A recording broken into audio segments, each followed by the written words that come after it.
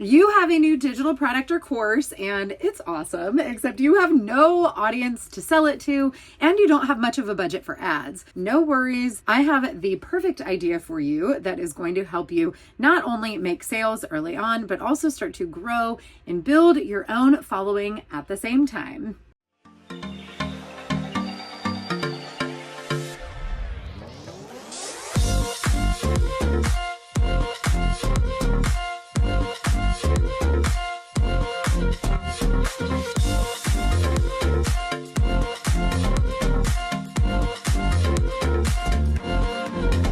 When you're new to business, you probably don't already have a massive audience, although if you do, congratulations, it makes it much easier. But I had no following whatsoever. I didn't have an Instagram account at all. This was a while ago. And I had some Facebook friends, but no groups, nothing like that, no email list. I was really starting from scratch. And you might not have a ton of money sitting aside ready to dump into paying for traffic to get started. You need revenue to come in before you scale and all of the things. So what are you supposed to do to make fast sales early on in your business when you don't really know who to sell it to? That is exactly what I'm going to tell you in this video. But first, hello, welcome back. If you are a repeat watcher of Free Mama TV, if you are brand new, my name is Lauren Golden. I am the founder of The Free Mama, and I teach moms like you how to start, grow, and scale successful businesses from home.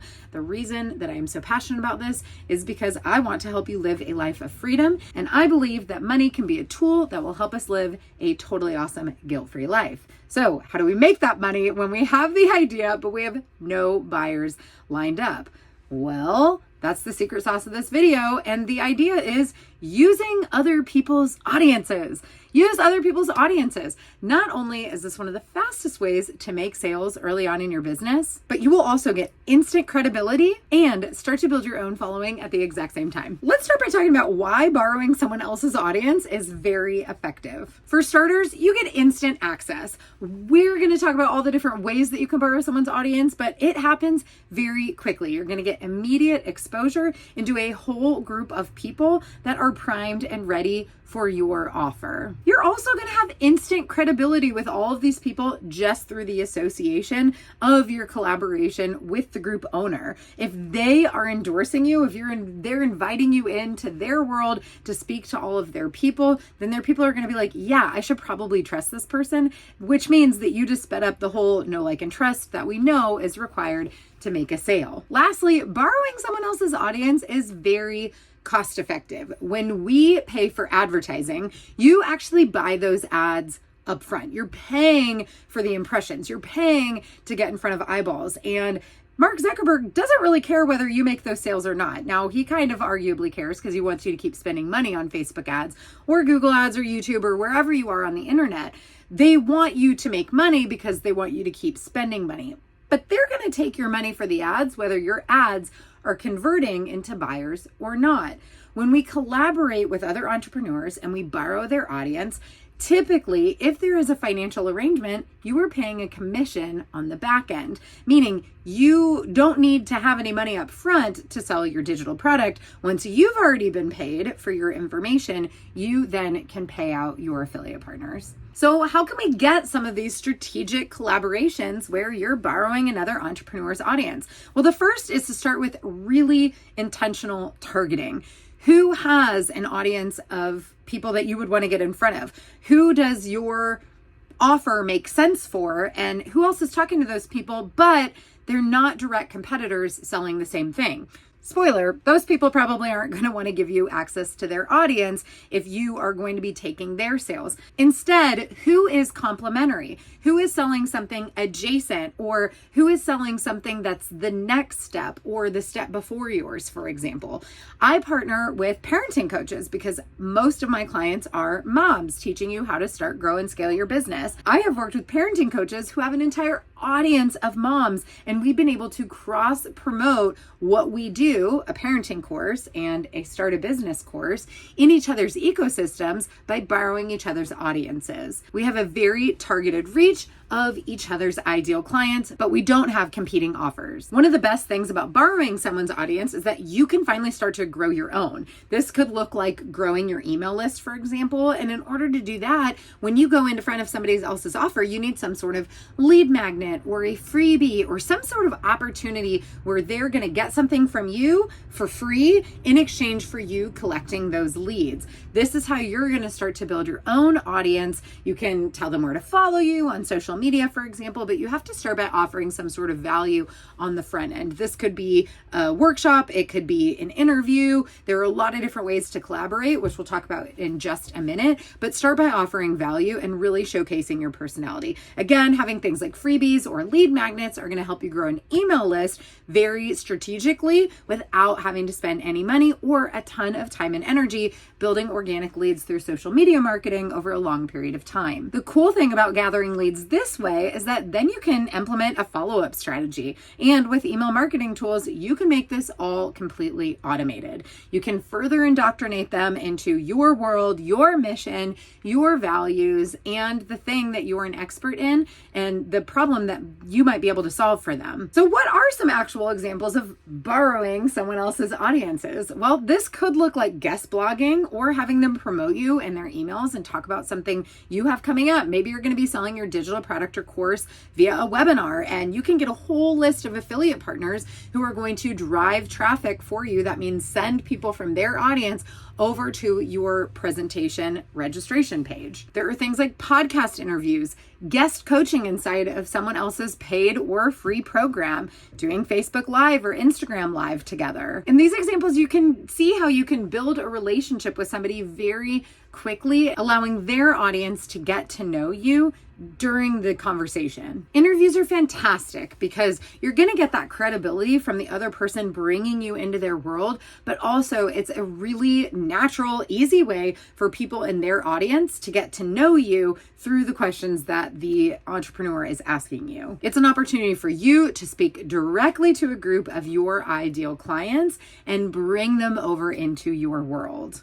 Joint ventures or JVs are typically done as webinars, and these are collaborations that are a little more formal. It's kind of like a co-hosted webinar, for example. So instead of me just going on and doing a webinar that people signed up for, I'm going to go specifically into someone's group. They're going to run the promotions. Maybe they're even the one leading on Zoom or wherever you're hosting the webinar or Facebook Live.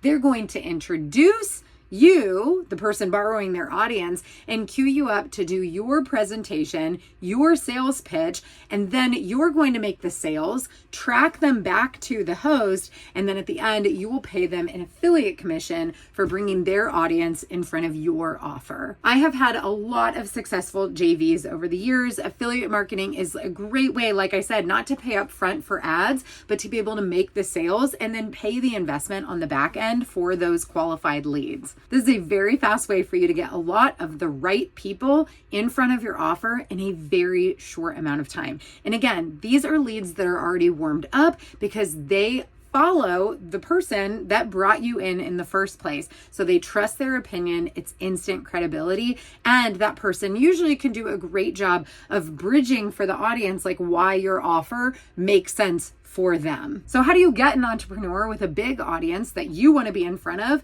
to say yes? Well, you have to start by thinking about what will make this a win-win-win. This has always been my criteria for collaborations of any kind, meaning I have to win, the entrepreneur has to win, but also the whole audience that we are serving has to win. Everybody has to benefit from this, which is sort of where the affiliate commission comes in. That's a financial way that the other person can win by using their marketing calendar promoting your stuff. Obviously, you win because you're getting free access or free upfront access to a whole lot of leads. But how does the community win? How much value are you providing, and how much can this offer really assist them? And is it aligned and does it make sense? When you reach out to them or someone introduces you, are you demonstrating the value and how it makes sense, how it's aligned, how it is a perfect, again, either next step or previous step, or, parallel offer to that same community of people, because I know I'm very protective of the people inside the Free Mama movement.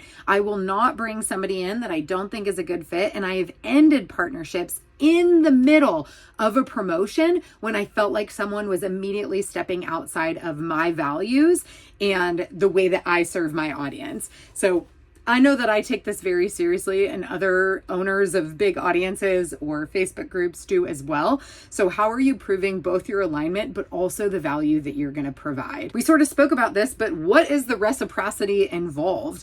What is the commission? How are you going to make it worth their while? And if you're approaching somebody who you don't know at all, a lot of people call this Dream 100. There's all kinds of videos and strategies around this. But if you're going to do that, what can you do to showcase to them that this is going to be worth their marketing bandwidth? Do you have any stats about how your offer converts from other things that you've been able to do? One of the best examples of this is my amazing friend, Catherine Jones. When she was first launching her course, she came into my coaching group and just gave a ton of value for free. Well, based off that free value, some of my audience on their own accord went and signed up with Catherine.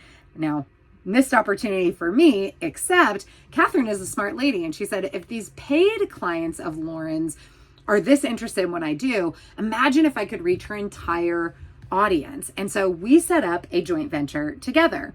She came back in when she approached me. She said, hey, here's what I want to do. I want to give you like all the money. Like, I'm just going to give you like 90% of what we do. Is that a cool? Can I just give you like 90%? And I'm like, okay, I guess that sounds good. And she's like, cool. All I want is to like interview you afterwards and share some of the stats. So we did this joint venture, and we did awesome. Catherine totally crushed it. It was perfectly aligned for my audience. It was a great next step for my students, and we just have a lot of chemistry. So she was very easy to promote and celebrate and endorse. And so she had instant credibility, even if nobody in my community had heard of her.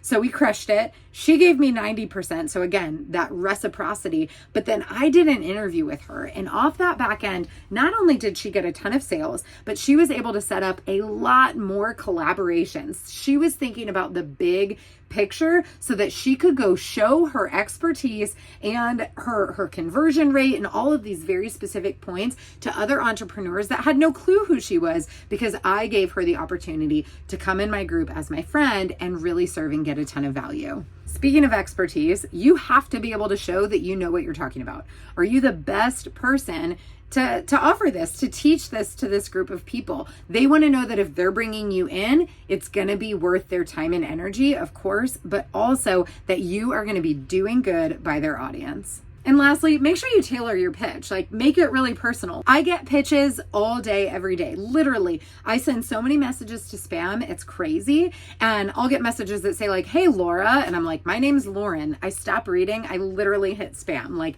if you are going to be out pitching people to borrow their audience, you better make it sincere. You better make it personalized. And you better make sure that you're doing something to stand out and differentiate yourself. Can you start to identify some potential audience owners that might be a good fit for you to collaborate with?